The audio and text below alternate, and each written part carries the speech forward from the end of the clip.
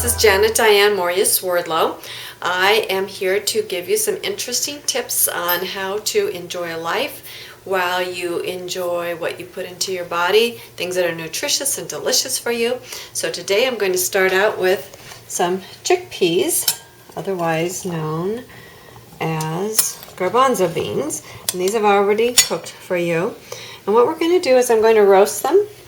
And it's kind of a fun little treat. So there's a tablespoon of olive oil, which will help our spices stick to them. I have a teaspoon of cumin, a teaspoon of ground coriander, and I have some red pepper flakes. So all of that is going to go into our mix with about a half a teaspoon of organic black pepper and a sprinkle of nice quality sea salt. And that's it. I'm going to mix all of that together. And if you don't want to make your chickpeas from scratch, of course you can open a can. And sometimes I do that if I'm in a hurry. Okay, and once we have all our spices mixed together, we spread them out here on, I have a little half baking sheet covered with foil. Now the secret to getting these nice and crispy when you bake them is to make sure they're very dry before you add all your seasonings on it. So whether you get them from a can or make them from scratch, I put them on a paper towel to make sure that they're really dry. I have my oven that's already preheated at 400. I'm just going to pop them in for about 30 minutes and let them roast. I'll check them in just a couple of minutes as soon as they're done. Buddy likes to sit around the kitchen just in case anything falls. There's a nice piece of zucchini for him. He's one of my rescue Norwegian elk hounds. And he's a good catch when it comes to things that he likes, like fruits and vegetables. Alright, with that said, let's check on these garbanzo beans or chickpeas and see what they look like. Oh no, those look nice and crunchy. Perfect. Alright, let's turn the timer off. I bake those for about 35 minutes to get that nice crunchy look. You try one and see. Oh, you can hear the crunch. Delicious. They're kind of like a nut. They've got a good flavor to them. As I said, you can put any spices on that you want. It's an easy, nutritious treat. You can eat them hot, cold, whatever. So, let's move along.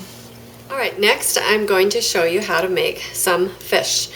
It sounds easy enough? Yes, it's very easy. We're going to fry some up, actually southern style. What we do is I have already ground the corn. This is the organic corn which you've seen before. I run that through my spice grinder. I have 2 cups in here. And before I do the fish, I'm going to show you an old southern recipe. You take about a teaspoon of salt and you mix it right into about 2 cups of the cornmeal. And then we put in boiling water. And I'm going to start with about a half a cup to see how well that soaks up. And then we're just going to let this sit. Now this is called fried cornbread, and again, it's very easy. You may have to go up to a cup. I'm just going to do a little bit at a time here. And then we let it sit for just a few minutes. Now I don't want you to confuse this with the pupusas, which we did before, which was when I took the corn and I cooked it with the slaked lime. I actually boiled it, and then I ran the cooked kernels through my grinder. This is looking really good. Alright, I'm going to let this sit for just a couple of minutes, and I'm going to show you how to do the fish very, very easily. Okay, my oil is already getting hot, so I'm going to move that off the pan. Okay, this is a really nice piece of cod that I have.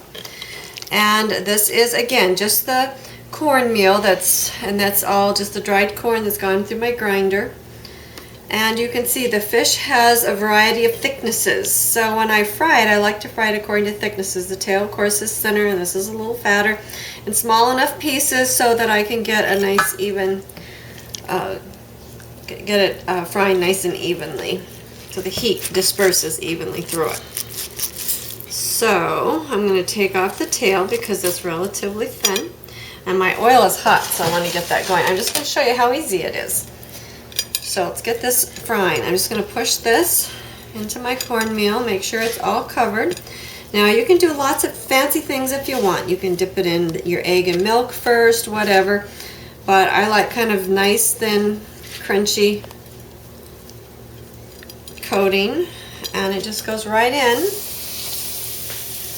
Okay, and it's going to sit there. It's going to take a while because I like it to get crispy. And then back to my piece of fish. So I'm going to cut this part in half. And again, you can cut it any way you like. It's kind of the way that I do it. And in half again. So I don't really do huge pieces.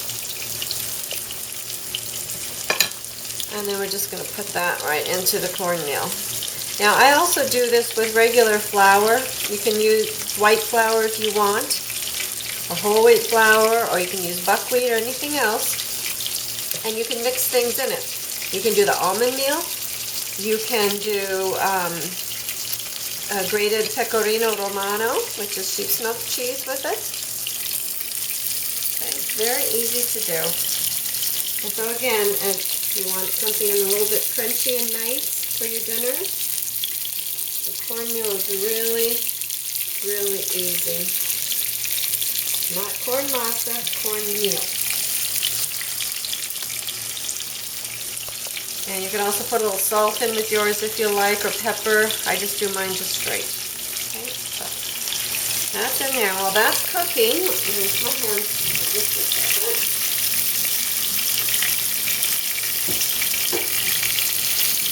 And let's go back and take a look here. Okay. And this, like I said, is really easy to do. So it's just our cornmeal, a little bit of salt, hot water, so it sits and make a nice little patty. And that goes right into your frying pan right along with your fish. Move that over. I'll make 2 or 3 of those.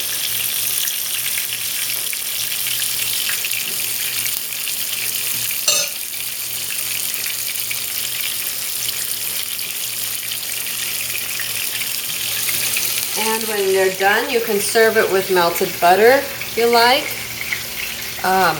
I grew up eating it with honey or molasses. So I still like honey on it, but it's very good plain. So basically this just needs to sit and fry for a little bit. And I'm going to turn it here in just a minute after it gets crunchy on the other side.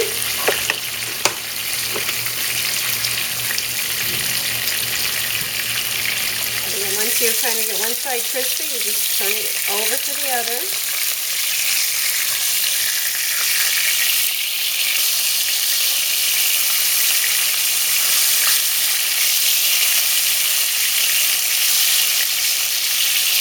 And you can do the same thing with the fried cornbread.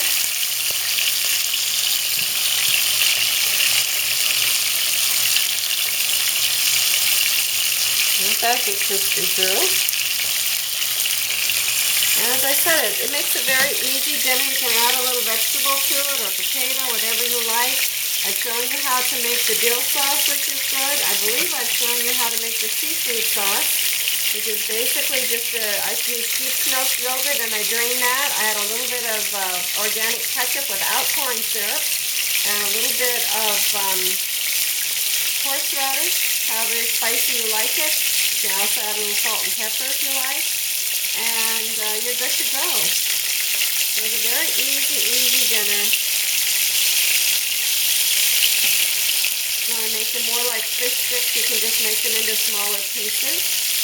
Or again, you can make them larger, depending upon the needs of yourself and your family.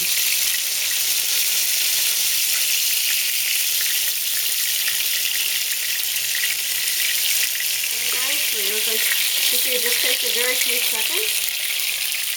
And you can see what a beautiful, nice, crispy crust that you have on there with very little carbs. And the fried cornbread is also done. And again, you can split it open and put a little butter on it. You can eat it with honey or glasses or sorghum, or you can just eat it as is. It just depends on your taste. So, anyway, I hope you've had another enjoyable time cooking with me. It's always fun for me to bring you some simple, easy recipes. I usually do this type of fish with a thin, mild white fish, but you know, you can do it with anything, whatever kind of fish you like. Experiment and see what works for you. And one of these times I'll show you how I bake the fish, which is also exceedingly simple. So be well, be happy, be safe, be strong, and I look forward to visiting with you again. Janet Diane Mourglia-Swerdlow, expansions.com. Bye-bye.